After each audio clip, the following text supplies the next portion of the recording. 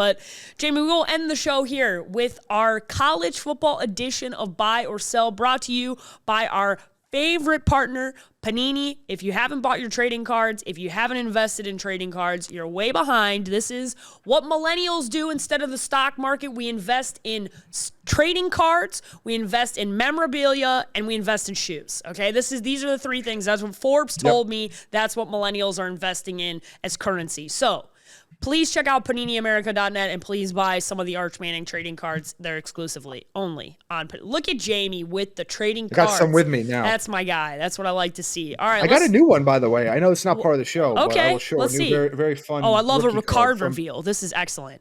What do we got? Panini, assigned to Marion Hampton. Panini Score 2025. Very that's an happy excellent to one. That. Oh, that's an excellent one. A guy we really want to see back as soon as possible. Yes, excellent football player. Excellent football player. Okay, well, let's get into buy or sell. First one here: Jeremiyah Love, Notre Dame running back, should be the Heisman favorite. Buy or sell? I'm going to buy this, actually. I like it. And I sat back and thought about this, and I have a little bit of a concern that this year, the conversation from the beginning of the year through now is turning into the NFL MVP conversation, which is just give it to the best quarterback on the best team. Yep. And I'm not saying – I just said very glowing things about Fernando Mendoza. I like him a lot, and I think he should be a favorite. He should be in New York. I'm not necessarily sure his numbers warrant what the Heisman traditionally is, which is supposed to be the most outstanding player. He's up there. He's in the conversation. But so is Diego Pavia, who I might actually have a little bit higher than Fernando Mendoza, given his numbers. I know nobody wants to talk about it because it's not a power school, but Drew Messmaker at North Texas is having an unbelievable season for that team. Yep. And they might be a playoff team.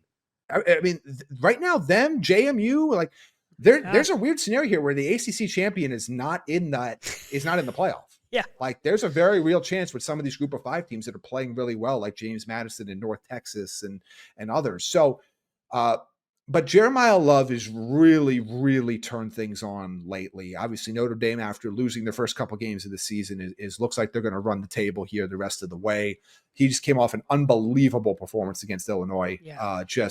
I mean, a performance that I'm sorry, Syracuse. Got my orange teams messed up there. Putting up video game numbers in that game for Notre Dame. And that offense really runs through him. CJ Carr is an interesting player. He's somebody that I'm really kind of intrigued at long term. But right now, the offense is still going to run through Jeremiyah Love. Agreed. And he just takes over games. Even having another really good player in Jadarian Price in that backfield, he's still able to take over games. So right now, I would have him in my personal slight favorite. I agree. I think him, Pavia, Mendoza would be my top 3. And I think all of those guys will go to New York. But and I'm not saying Mendoza wouldn't be deserving if he gets it. I would also have some financial compensation if he does happen to end up winning that from a preseason wager. So again, I don't say this with any malice towards Fernando Mendoza, but I do want to make sure this award doesn't just become a quarterback award. I know last year we didn't have anybody that was quite up to that level, and that's where you had the Travis Hunter and Ashton Genty.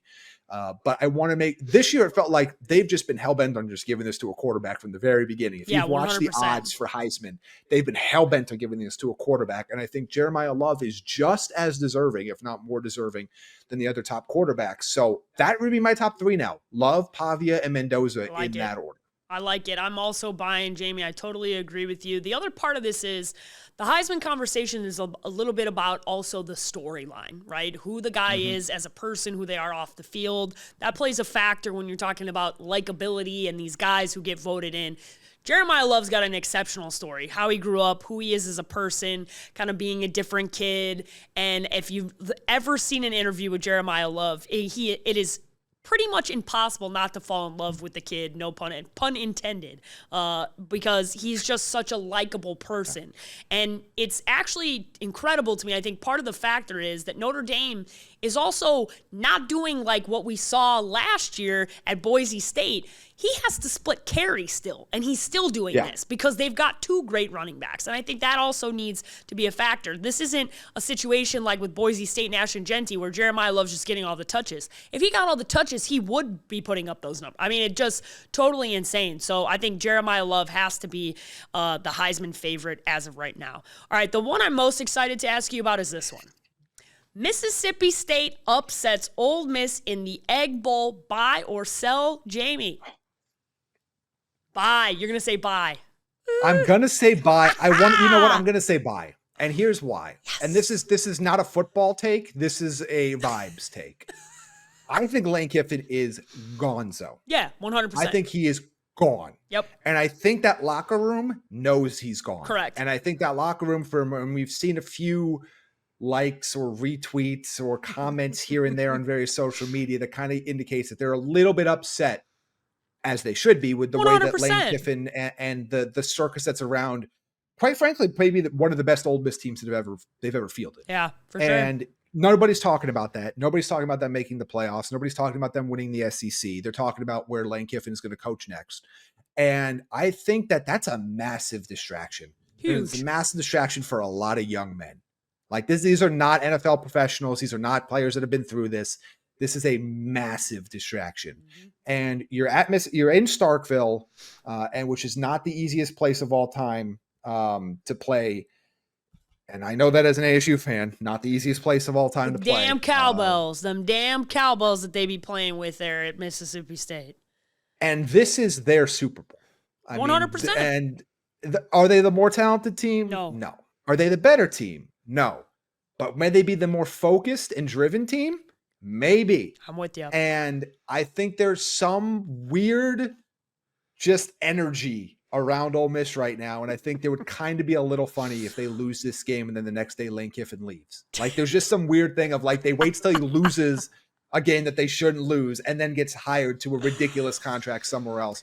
I still think it's going to be Florida, but we'll see where it ends up going. But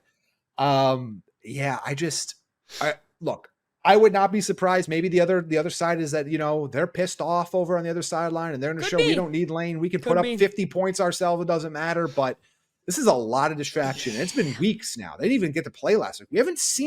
We saw the rumors, but the last 2 weeks it's been a different tone. Yeah. And I think if you look at the way the Ole Miss fan base, they really turned late last week. Yep. There was a tone shift from that fan base that went from, we're a little worried, we're a little concerned, to just anger. Yeah. And I think that that's reflective of maybe what the locker room is feeling like themselves. And maybe a little concern that instead of maybe spending all of your time game planning for Mississippi State, you have your family gallivanting Gainesville and Baton Rouge, and you have all these other things, and your daughter's at this event, and you have all this other stuff going on.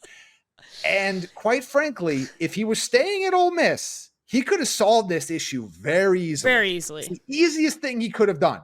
Even if you were looking for a raise, it's still the easiest thing you could have 100%. done. The fact that we're going to go into the Egg Bowl and not know if he's the head coach of Ole Miss, potentially for a playoff game, is insane.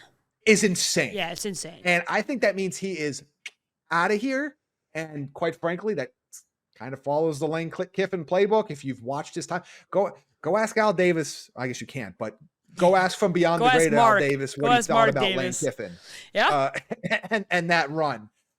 And I know Saban said nice things about him on College Game Day. Saban did not say some nice things about him when he yeeted him from his staff at one point. So this is also the guy, remember, famous for being left on a tarmac when his time at USC.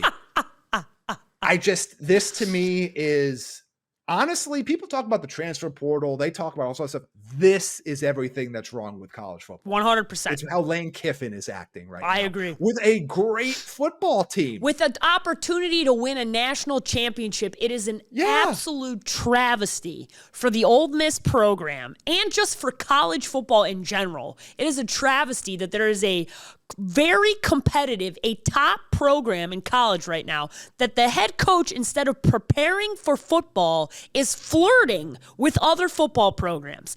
College, you got to get your shit together. Yeah, there are a lot of problems in college football right now. This earmark this as the worst thing that's going on in college sports right now, because the fact that this is even a conversation, the fact that you can't, in the NFL, you know what you can do? You can block. You can say, nope, you can't interview my guy. Nope, no thank you. There needs to be some semblance of decency that exists for these young men who are playing their asses off for Lane Kiffin, and he's busy flirting with every other school that's not named Ole Miss. This is different if this is a 5-win team and he's 1 foot out the door. This is a team that legitimately could win a national championship this year, and he's not even focused on that. So I'm all gas, no brakes that they get upset, because I just can't imagine. Great point you made. This is not an NFL team. It's a bunch of college kids. This is very easy for them to get distracted. And if you paid any bit of attention to the internet, Lane just throws gasoline on the fire. He loves himself some Lane. He loves himself some attention. And if you look back at everything that he's done across the periods of time, this is who he is. He jumps ship. He doesn't stay. He's the definition of wandering eye. Like, that is exactly who Lane Kiffin is. He is always going to find somewhere else to land. And unfortunately for Ole Miss fans, I just don't see him coming back. I just don't. I think this is 1 foot out the door, and the moment that they lose that game, the next day he's going to be announced as the head coach somewhere else. I bookmarked it. I think Jamie's got that one spot on. All right, the last one here, Jamie. We need to change the 12-team college football format. Buy or sell? Sell. We need to give this time. Thank you. We've just started this format. Thank you. And so far, it's been fine. Yeah. It's been perfectly fine. I think it's the best version we've had. Yeah. You're never going to get a perfect version. You're never going to get one that avoids some blowout. It's not possible. This is a really good combination because it brought back, I guess it didn't bring back, it installed a playoff game on college campuses to start the college football playoff. It got, conference championships to mean something especially for the smaller conferences, that you have a path. If you start in any FBS conference, you have a chance. There is a path for you. It might be difficult, but there is a path for you to make the college football playoff. I think that matters. We can't pretend that there's only 10 schools in college football. And I feel like there's a lot of people, and I'm going to get angry about this.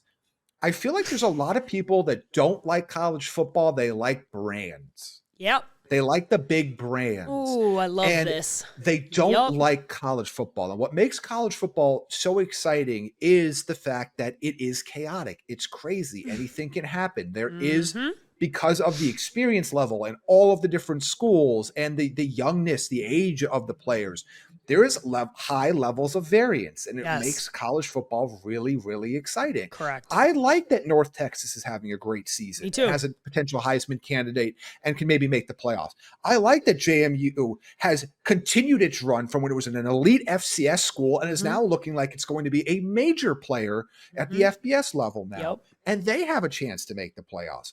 I like seeing that Tulane, a place that went out and got a quarterback for odd reasons compared to most other teams, but they got their starting quarterback for their reasons from BYU, and they're having another really good season. Oh, by the way, in a college football hotbed that is Louisiana. Yep. That's exciting to me. I like seeing teams like the Naval Academy having strong seasons. I like seeing this. That's exciting football to me. And I don't think that just because they're not Notre Dame or they're not Georgia or they're not Alabama or they're not Ohio State and Michigan, that they don't deserve an opportunity.